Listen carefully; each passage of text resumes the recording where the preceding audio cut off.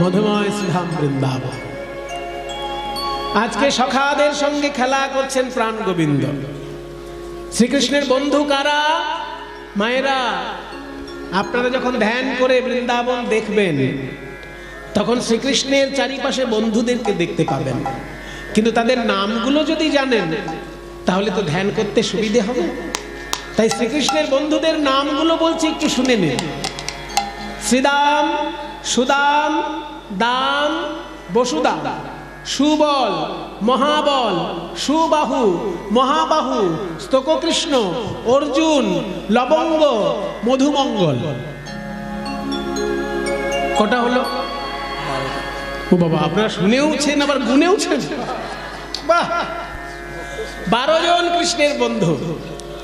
এই বন্ধুগণ ছাড়া আরো বন্ধু আছে কৃষ্ণের, তাদের নামগুলো বলে দিই। হলায়ুধ, বরুথপ, গন্ধর্ব, কিঙ্কিনী, অংশুমান, ভদ্রসেন, বসন্ত, বিলাসী, উজ্জ্বল, কোকিল, কলবিঙ্ক, পুণ্ডরিক। কটা হলো? আবার 12 জন। এই 12 জন মিলে 24 জন শ্রীকৃষ্ণের বন্ধু। আর তার সঙ্গে রয়েছেন শ্রীকৃষ্ণের দাদা বলরাম আর শ্রীকৃষ্ণ নিজে। তাহলে 24 আর 2 26 জন। আমাদের এই দেহতত্ত্বের মধ্যেও 26 জনের খেলা চলছে। এই দেহতত্ত্বের মধ্যেও 26 জন আছে। সাংখ্য দর্শন বলছে পুরুষ আর প্রকৃতি এই দুটো তত্ত্বই হচ্ছে শেষ কথা। পুরুষ বলতে কিন্তু বেটা ছেলে নয়।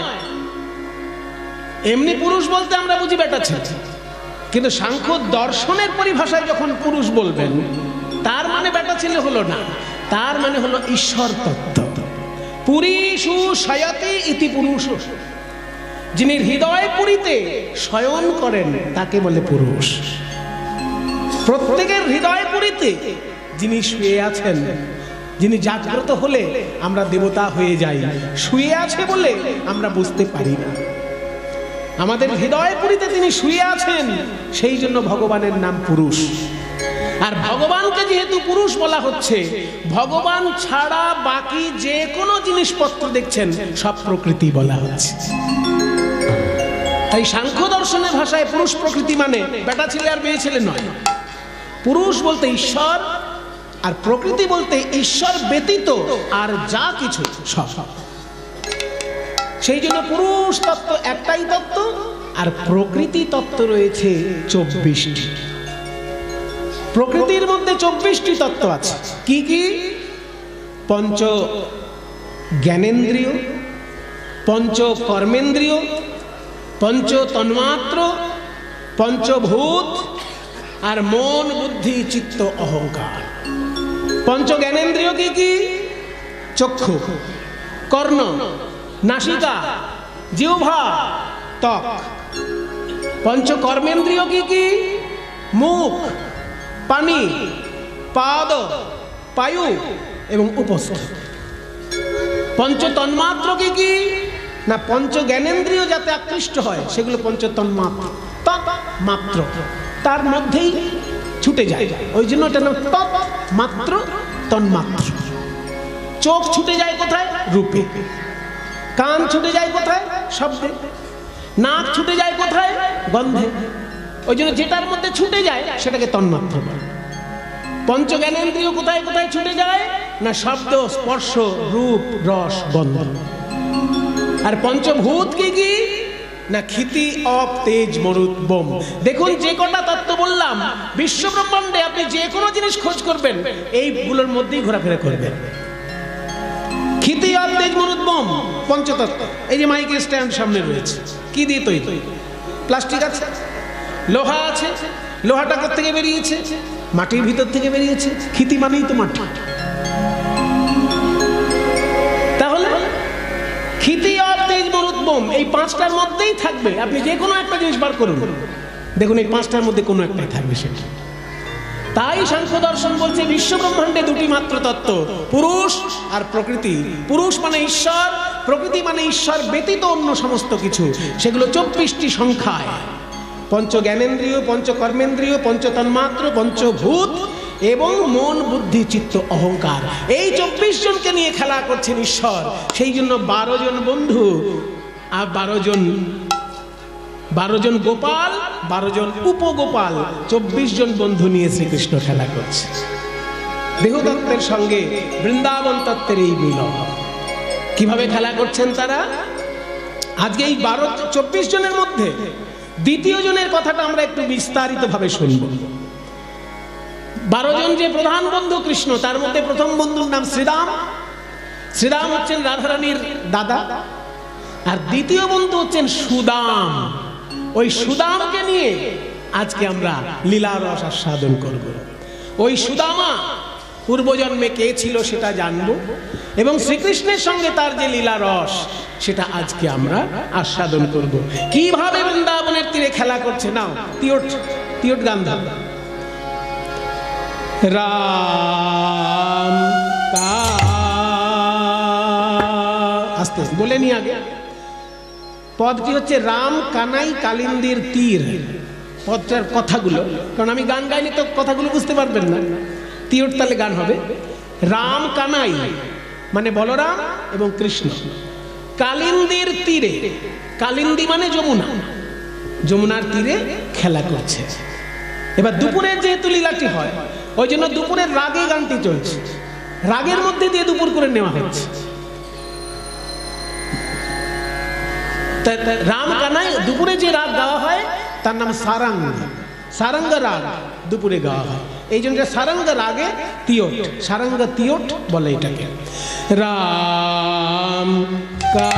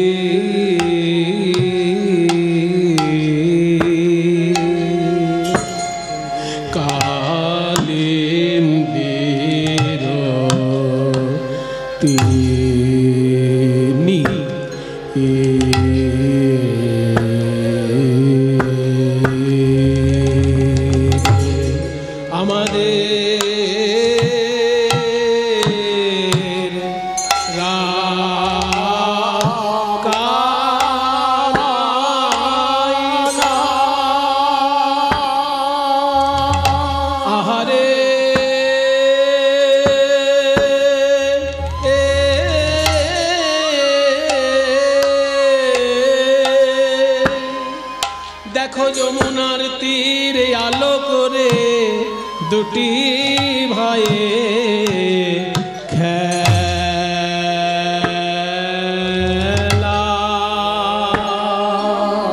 খেলা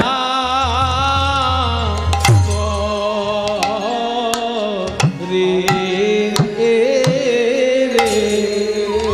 যেন নীলগিরি আর রজতগিরি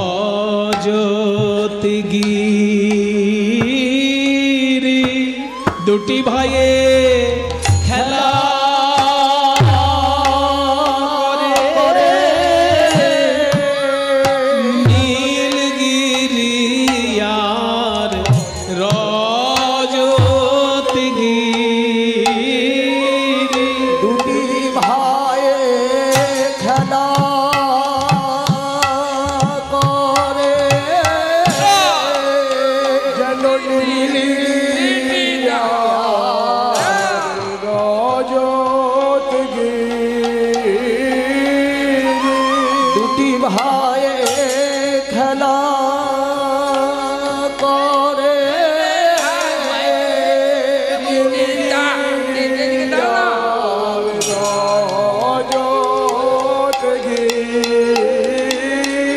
দুটি ভাইয়ে খেলা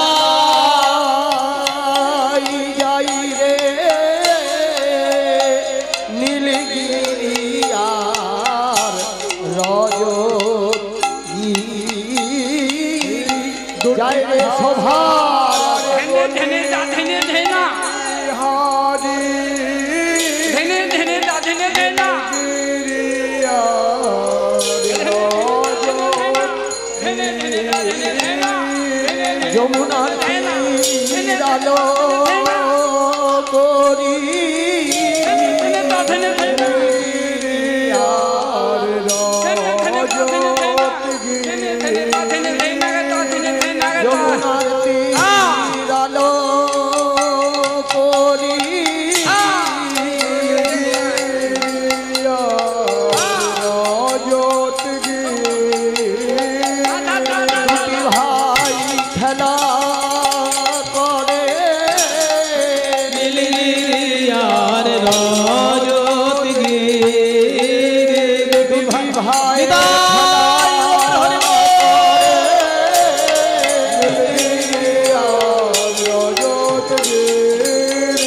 করি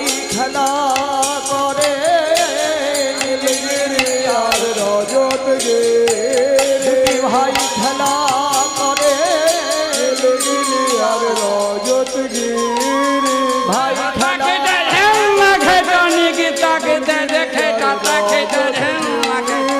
ভাই খেলা করে নীলগিরি আর রজত দুটি ভাই খেলা করে নীলগিরি আর রজত ভাই ভাই খেলা করে ভাই খেলা করে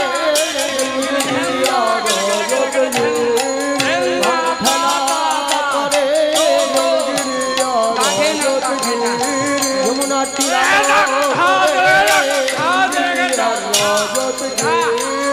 সভার বলি হারি জয় সভার বলি হারি যমুনা তীরালো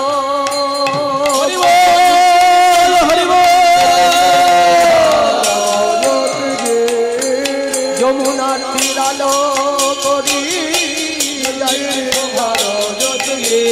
দুটি ভাই খেলা করে দুটি ভাই খেলা আহামরি রে রাম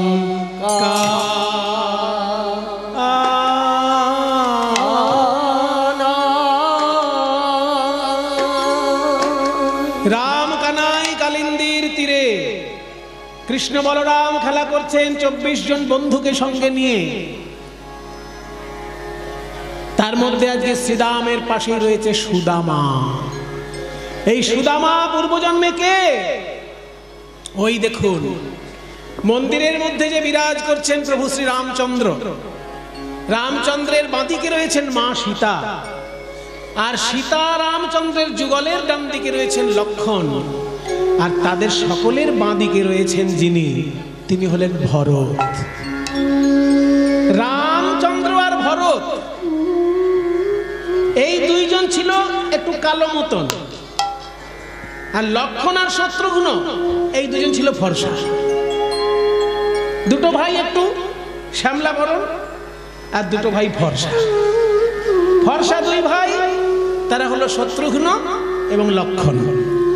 আর শ্যামল বরণের দুই ভাই শ্রীরামচন্দ্র এবং ভরত। তার মধ্যে ভরত শ্রীরামচন্দ্রের আজ্ঞাবহ সেবকের শ্রেষ্ঠ আসন অধিকার করে বসে আছে। কেন? যখন শ্রীরামচন্দ্রকে রাজা করবেন বলে রাজা দশরথ সংকল্প নিলেন, রাজা দশরথ মনে মনে ভাবলেন ভরত আর শত্রুঘ্ন এরা দুজন একটু মামার বাড়ি গেছে, তো এই সময় রামচন্দ্রকে অভিষেক করবেন বলে দশরথ ঘোষণা করে দিলেন। তো যেই ঘোষণা করে দিলেন সকলে মনে আনন্দ যে রামচন্দ্র রাজা হবেন, দশরথের পরেই সিংহাসনে বসবেন। সবাই খুব খুশি। জানেন মা কইকেয়ী কি করছিল? একটা মালা গাচ্ছেন রামচন্দ্রকে পরাবেন বলে, যে আমি রামচন্দ্রের সৎ মা, কিন্তু সে যেন আমাকে সৎ মা না ভাবে, সেই জন্য আমি তাকে যে স্নেহ করি কৌশল্যার মতনই তাকে ভালোবাসি, আমি কোনো কম ভালোবাসি না। এইটার জন্য মা আমার নিজে হাতে রামচন্দ্রের জন্য মালা গাচ্ছে। কিন্তু এই রকম শুভ মুহূর্তে হয়ে গেল একটা দুর্ঘটনা। মন্থরা চলে এলো কৈকেয়ীর কাছে। কৈকেয়ীর কাছে এসে বলে, ও কৈকেয়ী, তুমি মালা গাচ্ছ কার জন্য? বলে, আমাদের ছেলে রামের জন্য। তোমাদের ছেলে রাম না কৌশল্যার ছেলে রাম? তোমার ছেলে তো ভরত। ভরতকে যদি রাজা করার ঘোষণা করতেন দশরথ, তাহলে তুমি মালা গাঁথতে, কিন্তু রামকে রাজা করবে, এই আনন্দে তুমি একেবারে আটখান। বলে, কেন মন্থরা? রাম তো আমার ছেলে। রাম তোমার ছেলে নয়, রাম তোমার সৎ ছেলে, তুমি রামের সৎ মা। বলে, ওটা রাম মনে করে না, আমিও মনে করি না। এইখানেই তো গন্ডগোল। মনে করো না কেন? আজকে যদি রামচন্দ্র রাজা হয়ে যায়, রাজার মা লোকে কৌশল্যাকে বলবে, কৈকেয়ীকে বলবে না।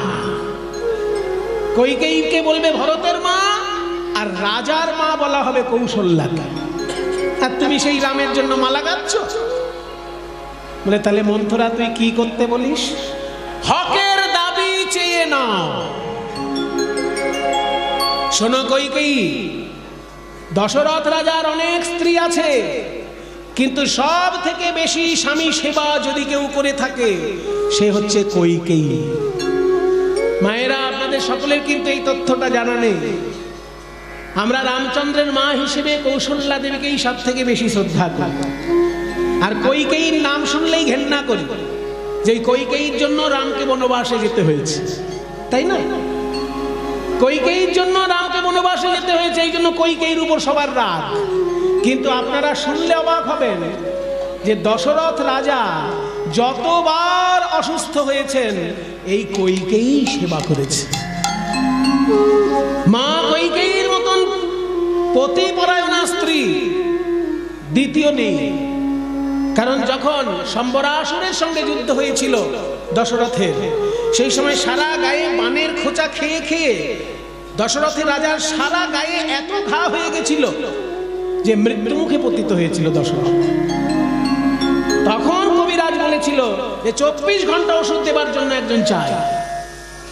তখন মা কৈকেয়ী বলেছিলেন যে দাস দাসীকে দিয়ে যদি ওষুধ দেওয়া হয়, তারা চাকরি হিসেবে করবে, সেবা হিসেবে করবে না। চাকরি আর সেবা এক জিনিস নয়। চাকরিকে বলে পরিষেবা, আর সেবা হচ্ছে অন্তর থেকে সুখ দেবার বাসনা। আপনাকে সুখ দেবার জন্য আমার যদি কখনো বাসনা জাগে, সেটার নাম সেবা। আর আপনি আমাকে পয়সা দিচ্ছেন, তাই আমি আপনাকে সুখ দিচ্ছি, এটার নাম পরিষেবা। সেবা আর পরিষেবা কখনো এক নয়। তার সব থেকে সুন্দর উদাহরণ দেওয়া যায়, একজন নার্স রোগীকে ইনজেকশন দেওয়ার সময় তার যে মনটা থাকে, তার নিজের সন্তানকে ইনজেকশন দেওয়ার সময় একই মন থাকে কি? রোগীকে ইনজেকশন দেওয়ার সময় ভাবে কতক্ষণে তাড়াতাড়ি দিয়ে দিতে পারলেই বাঁচি, কিন্তু যখন নিজের ছেলেকে ইনজেকশন দিতে হবে, তখন কত কি ভুলিয়ে ভালিয়ে, ওই দেখ বাবা পাখি উড়ে যাচ্ছে, ওই পাখি। তাহলে ছেলেকে যখন সেবা করছে, সেই সেবার মধ্যে পরিপূর্ণ আন্তরিকতা। আর যখন রোগীকে চিকিৎসা করছে, তার মধ্যে দায়িত্ববোধ। আন্তরিকতা আর দায়িত্ববোধ আলাদা হয়ে যায় সেবা আর পরিষেবার মধ্যে। সেই জন্য দাস দাসীকে দিয়ে যদি ওষুধ দেওয়াই দশরথকে, তারা পরিষেবা দেবে, সেবা করবে। আমি হলাম তার ধর্মপত্নী কৈকেয়ী, আমি 24 ঘন্টা খাওয়া ঘুম বন্ধ করে দিলাম, সারাক্ষণ রাজাকে আমি ওষুধ দেব গায়ে। তাই মা কৈকেয়ী খাওয়া ঘুম বন্ধ করে দিয়ে 24 ঘন্টা দশরথ রাজার গায়ে ওষুধ দিয়েছিলেন। সেই যাত্রায় দশরথ রাজা বেঁচে গেছিলেন। আর একবার দশরথ রাজার একটা এই নখের আগায় ফোড়া হয়েছিল। সেই ফোড়াটা কোনো ওষুধেই সারছে না। শেষকালে বললেন, একটা টোটকা আমি বলতে পারি।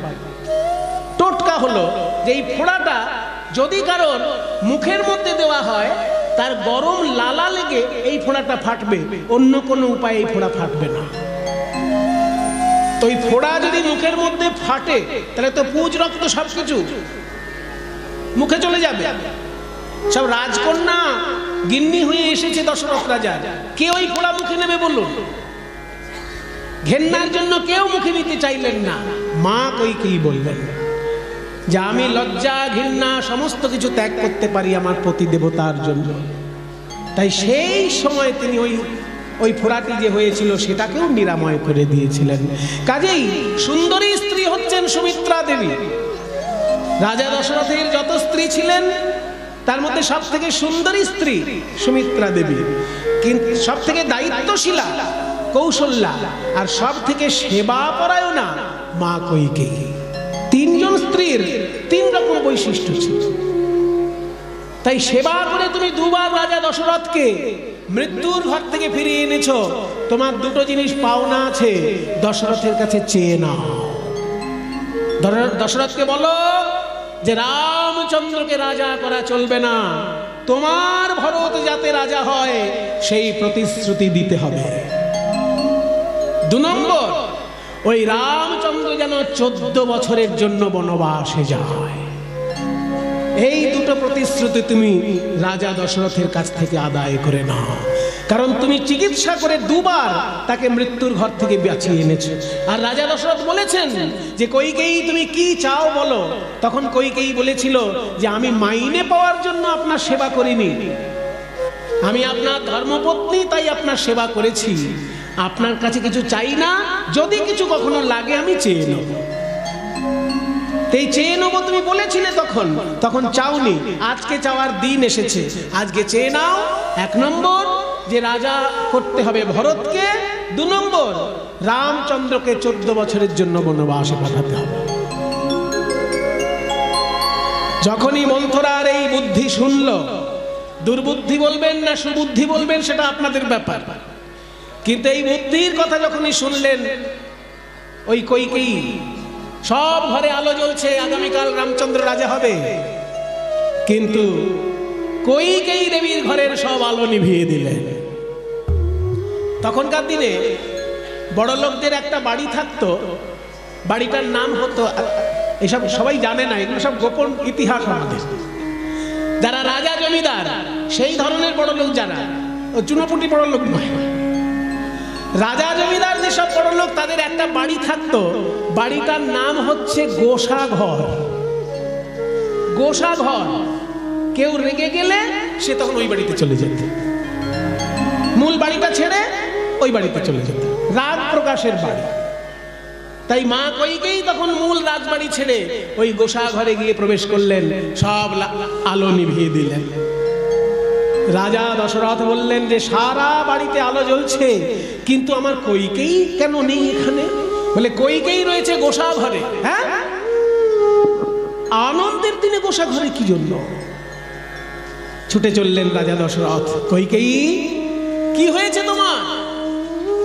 আপনি আনন্দ করুন মহারাজ। না না, বলো তুমি যা চাইবে তাই পাবে। তাই দেবেন? হ্যাঁ হ্যাঁ, তুমি তো আমার ধর্মপত্নী, শুধু ধর্মপত্নী নও, তোমার মতো সেবা পরায়ণা পত্নী আমার কেউ নয়। বলে তাহলে শুনুন মহারাজ, পরিষ্কার ভাবে বলে দিই, আমি দুবার আপনাকে মৃত্যুর ঘর থেকে ফিরিয়ে এনেছি, তাই দুটো পাওনা আপনার কাছে আমার আছে, আমাকে সেই দুটো পাওনা আজকেই মিটিয়ে দিন। আপনি ঘোষণা করেছেন রামচন্দ্রকে আপনি রাজা করবেন, সে কথা বাদ দিয়ে আপনি ঘোষণা করুন ভরতকে আপনি রাজা করবেন, আর আমার ছেলে রাজা হবার আগে এই রামচন্দ্র যেন 14 বছরের জন্য বনবাসে চলে যায়। না বলো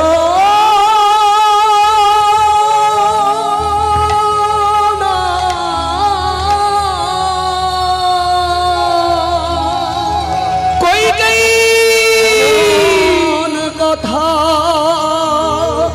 বলো,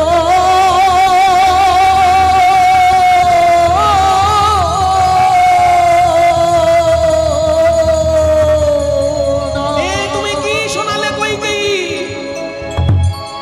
তোমার মতো সেবা পরায়ণা পত্নীর মুখে এইরকম নিদারুণ কথা শুনতে হলো আমায়। আমার দৃঢ় বিশ্বাস তুমি তোমার মুখ দিয়ে এই কথা বলছো না, অন্য কারোর কথা তুমি তোমার মুখ দিয়ে বলছো কইকেয়ী। একটা জিনিস জেনে রাখো, আমার প্রাণের সম্পদ রামচন্দ্র জগতের কল্যাণের জন্য জন্মগ্রহণ করেছে। ও যদি সিংহাসনে বসে জগতের কল্যাণ হবে, অধর্ম দূর হবে, ধর্মরাজ্য প্রতিষ্ঠা হবে, কিন্তু সেটা তুমি চাইছো না। তুমি ভরতকে রাজা করতে বলছো, সে করব, আমার এত বড় রাজত্বের অর্ধেক অংশ আমি ভরতকে না হয় দিয়ে দেব, কিন্তু রামকে তুমি বনবাসে পাঠিও না, কইকেয়ী রামকে বনবাসে পাঠিও না।